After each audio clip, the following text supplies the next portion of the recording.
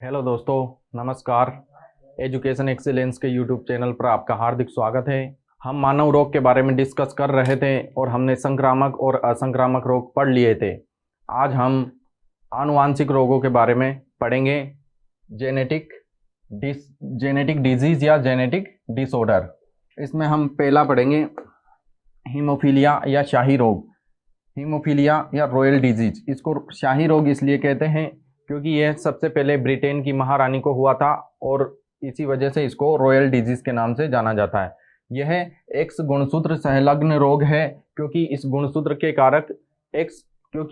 के कारक एक्स गुणसूत्र पर पाए जाते हैं और इस रोग में महिला वाहक होती है और पुरुष रोगी होता है। या तो पुरुष सामान्य होगा या पुरुष रोगी होगा। इसमें पुरुष वाहक नहीं होता है, इसमें महिला वाहक होती है और महिला रोगी होती है।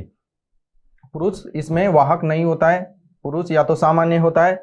जैसे मानव में 46 क्रोमोसोम पाए जाते हैं, जिसमें 44 बॉडी क्रोमोसोम और जो 2 क्रोमोसोम होते हैं वो सेक्स क्रोमोसोम होते हैं, लिंग गुणसूत्र होते हैं। जिसमें एक्स होता है तो महिला होती है और वो सामान्य है, XY हो तो वो पुरुष होता है और वो भी सामान्य है। लेकिन अगर H मतलब हीमोफीलिया, तो ये वाहक महिला होगी। अगर दोनों X पर H हो तो ये महिला रोगी होगी और X पर H 1 मिनट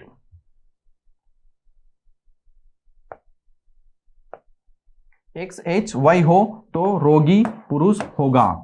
इसके बारे में हम क्वेश्चन करेंगे। इसमें से क्वेश्चन इस प्रकार आता है कि निम्न में से अगर महिला वाहक हो और उसकी शादी पुरुष रोगी से करवा दी जाए तो उत्पन्न होने वाली संतानों में हीमोफीलिया रोग की क्या संभावनाएं होगी, इस पर आगे हम क्वेश्चन करेंगे। तो हीमोफीलिया या शाही रोग एक्स गुणसूत्र सहलग्न रोग है जिसमें महिला वाहक होती है और इस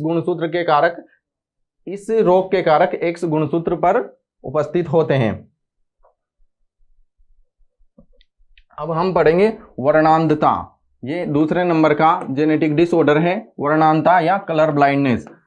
जब आपका अग्निवीर में टेक्निकल में GD में सिलेक्शन हो जाएगा तब आपका ये टेस्ट किया जाएगा। मेडिकल टेस्ट के अंतर्गत आता है कलर ब्लाइंडनेस। इसमें व्यक्ति को लाल नीला और हरा पीला इनमें अंतर नजर नहीं आता है, इसलिए इसको वर्णांधता दैट मीन्स कलर ब्लाइंडनेस कहते हैं।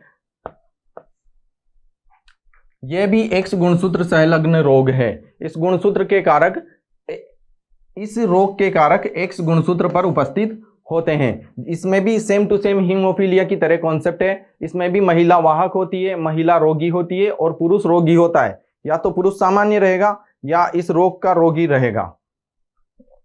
तो सेम टू सेम सिर्फ और सिर्फ वहां हमने XH पढ़ा था, XH पढ़ा था और XHY पढ़ा था। तो यहाँ सिर्फ और सिर्फ C का मतलब कलर ब्लाइंडनेस और H का मतलब हीमोफीलिया। तो ये सिर्फ इतना सा अंतर है, बाकी सेम टू सेम है। इसमें व्यक्ति को लाल नीला और हरा पीला इन कलर्स के अंदर डिवाइडेशन नहीं कर पाता है। जब मेरा राजस्थान पुलिस 2018 में सिलेक्शन हुआ था तो मेरा ये टेस्ट हुआ था और मैं इसमें पास था। आपका भी अग्निवीर में सिलेक्शन होने के बाद ये टेस्ट किया जाएगा। तो इस पर क्वेश्चन किस प्रकार आते हैं वो देखते हैं।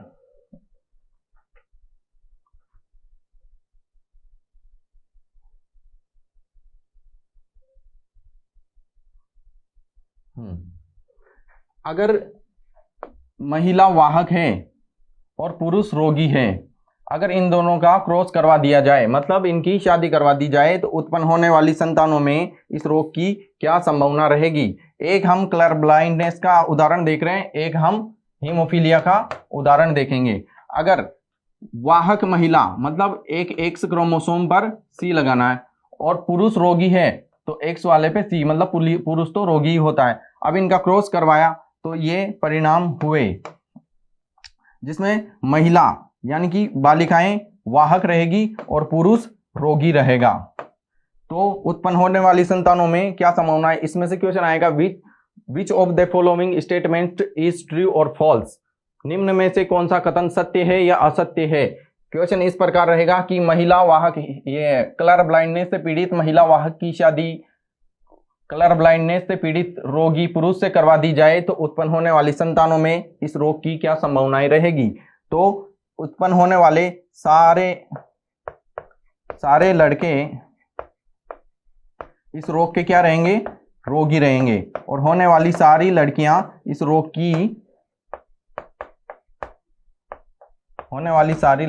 इस रोग की वाहक रहेगी। इसी प्रकार एक क्वेश्चन और करते हैं हम इस पे, अगर महिला रोगी की शादी सामान्य पुरुष से करवा दी जाए तो उत्पन्न होने वाली संतानों में इस रोग की क्या संभावनाएं बनेगी। तो महिलाएं वाहक रहेगी और पुरुष रोगी रहेगा। इसमें इनका क्रॉस करवाना होता है, एक बार इसका इससे, फिर इसका पहले वाले से, फिर इन दोनों का सेकंड वाले से। तो सिर्फ और सिर्फ ये हमें ध्यान रखना है क्या क्या किस प्रकार क्रॉस करवाया जाता है। तो इसमें भी वही महिलाएं क्या रहेगी, इसमें महिलाएं वाहक रहेगी और पुरुष क्या रहेगा, पुरुष रोगी रहेंगे।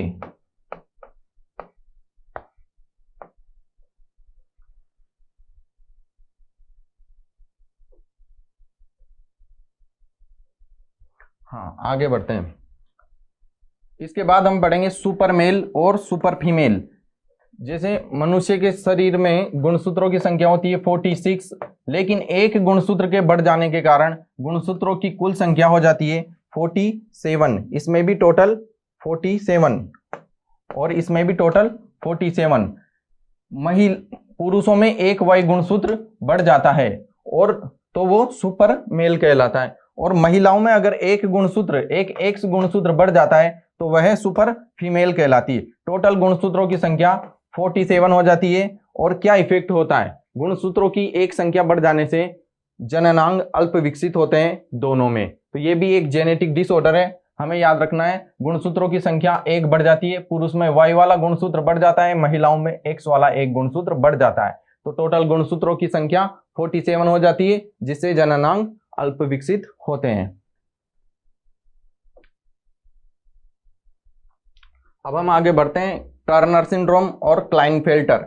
महिलाओं में एक एक्स गुणसूत्र की कमी हो जाने से महिलाओं में टर्नर सिंड्रोम हो जाता है और गुणसूत्रों की टोटल संख्या हो जाती है 45, जबकि मनुष्य के शरीर में कितनी होती है 46। तो एक एक्स गुणसूत्र कम हो जाने से महिलाओं में टर्नर सिंड्रोम हो जाता है, जिसके कारण महिलाओं में पुरुषों के लक्षण उत्पन्न हो जाते हैं। जैसे महिलाओं की आवाज भारी होना, त्वचा पर बालों की अधिकता होना, बहुत सारी महिलाओं में दाढ़ी मूंछ आ जाना, तो ये टर्नर सिंड्रोम के लक्षण हैं। और पुरुषों में क्लाइनफेल्टर होता है। जिस प्रकार महिलाओं में एक गुणसूत्र की कमी हुई एक्स की, पुरुषों में वो एक एक्स गुणसूत्र बढ़ जाता है। तो टोटल गुणसूत्रों की संख्या ओवरऑल हो जाती है 47, जबकि होनी कितनी चाहिए 46, मतलब एक एक्स गुणसूत्र बढ़ गया।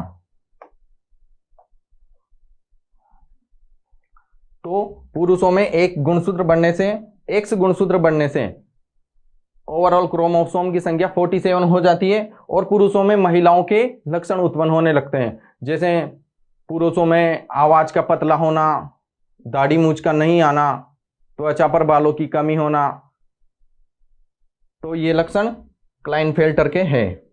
आगे देखते हैं, मार्जार कृदंत। क्या होता है मार्जार कृदंत? इसका हिंदी नाम से हमें पता नहीं चलता है कि ये क्या होता है। इसको इंग्लिश में कहते हैं केट क्राई। Cat cry. इसमें होता क्या है, 5वें गुणसूत्र का एक टुकड़ा टूटकर 15वें गुणसूत्र में जुड़ जाता है, जिससे उसकी बच्चे की वॉइस चेंज हो जाती है। मनुष्य के बच्चे के रोने की आवाज बिल्ली के रोने के समान हो जाती है, इसलिए इसको कहते हैं केट क्राई, मार्जार कृदंत। हिंदी में बिल्ली को कहते हैं मार्जार और कृदंत को कहते हैं रोना। मतलब जिस प्रकार बिल्ली रोती है उस प्रकार मनुष्य के बच्चे की रोने की आवाज हो जाती है, मतलब वॉइस चेंज हो जाती है। इसमें 5वें गुणसूत्र का टुकड़ा टूटकर 15वें गुणसूत्र में जुड़ जाता है।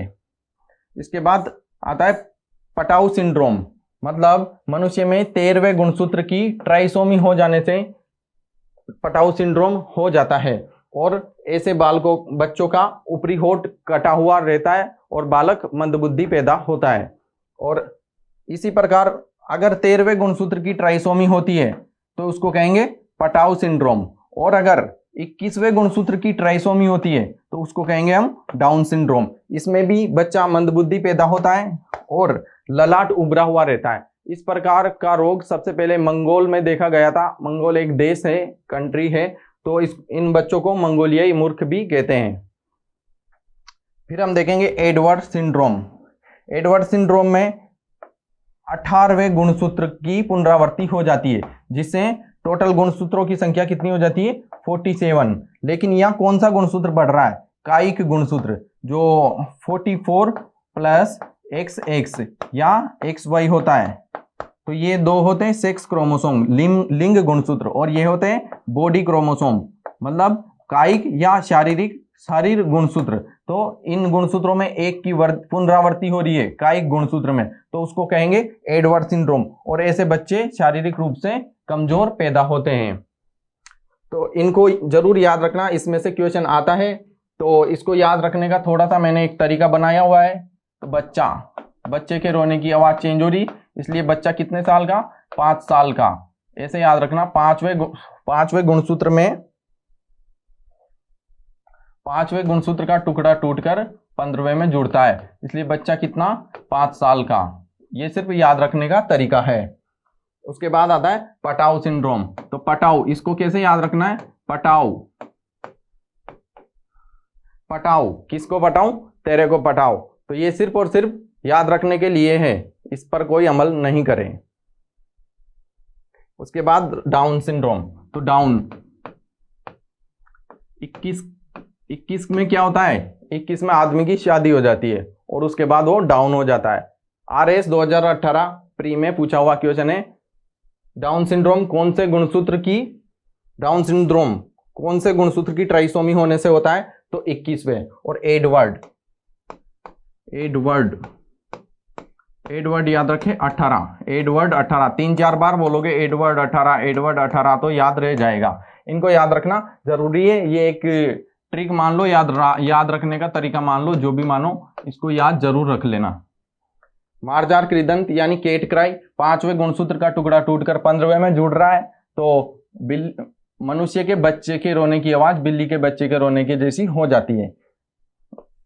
पटाउ सिंड्रोम 13वें गुणसूत्र की ट्राइसोमी हो रही है, ऊपरी होठ कटा हुआ, बालक मंदबुद्धि पैदा होता है। बालिकाएं भी हो सकती है, बालक और बालिकाएं दोनों। डाउन सिंड्रोम, इसमें 21वें गुणसूत्र की ट्राइसोमी हो रही है, ललाट उभरा हुआ रहता है इन बालकों का और बच्चा मंदबुद्धि पैदा होता है, जिसे मंगोलियाई मूर्ख कहते हैं। और एडवर्ड सिंड्रोम 18वें गुणसूत्र की, 18वां गुणसूत्र कौन सा, कायिक गुणसूत्र, पुनरावृत्ति हो रही है, मतलब रिपीटेशन हो रहा है, बच्चा फिजिकली रूप से कमजोर होता है। नेक्स्ट देखते हैं, अब हम देखेंगे सिकल सेल एनीमिया। नाम से ही पता चल रहा है एनीमिया के कारण क्या होता है, रक्त की कमी।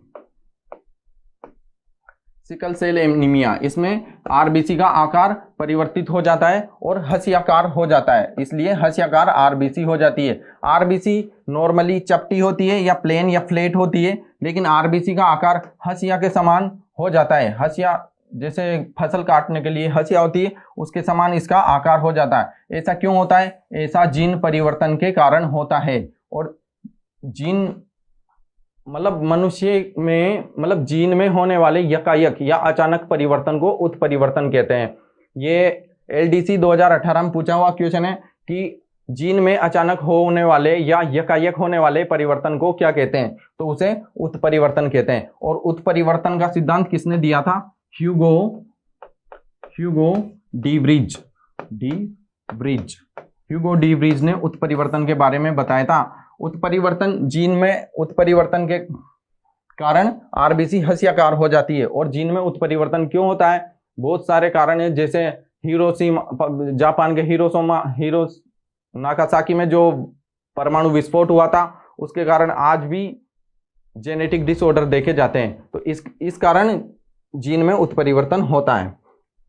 अब आते हैं हम नेक्स्ट रोग पर, वो है प्रोजेरिया। प्रोजेरिया में लेमिन ए नामक प्रोटीन का फॉर्मेशन निर्माण, लेमिन ए प्रोटीन का निर्माण हो जाने से बचपन में ही बुढ़ापे के लक्षण पैदा होने लगते हैं। जैसे कम उम्र में ही बच्चे में बुढ़ापे के लक्षण देखे जाते हैं। जैसे एक फिल्म थी पा, उसमें अमिताभ बच्चन को ये प्रोजेरिया रोग था, जिसमें मतलब 10-15 साल की उम्र में ही 50-60 की उम्र लगने लग जाती है बच्चे की, तो इसको कहते हैं प्रोजेरिया रोग। नेक्स्ट देखते हैं थैलीसीमिया। थैलीसीमिया में आरबीसी का आकार परिवर्तित होता है और आरबीसी की संख्या में कमी हो जाती है, इसे रक्त की कमी हो जाती है, इसको थैलीसीमिया कहते हैं। ऐसे व्यक्तियों को बाहर से खून चढ़ाया जाता है और थैलीसीमिया के रोगियों में रक्त की कमी की पूर्ति करने के लिए हर महीने उनको बाहर से रक्त चढ़ाया जाता है। एक होता है ल्यूकेमिया। ल्यूकेमिया में डब्ल्यूबीसी की संख्या सामान्य से अधिक हो जाती है। डब्ल्यूबीसी की संख्या सामान्य से अधिक मतलब ल्यूकेमिया, यह भी एक जेनेटिक डिसऑर्डर है।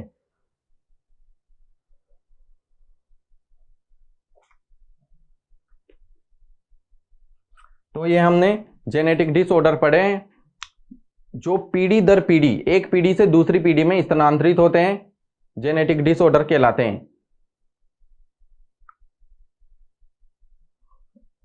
तो आज हम यहीं तक पढ़ेंगे। नेक्स्ट क्लास में हम देखेंगे इनके ऊपर एक्स्ट्रा क्वेश्चन देखेंगे।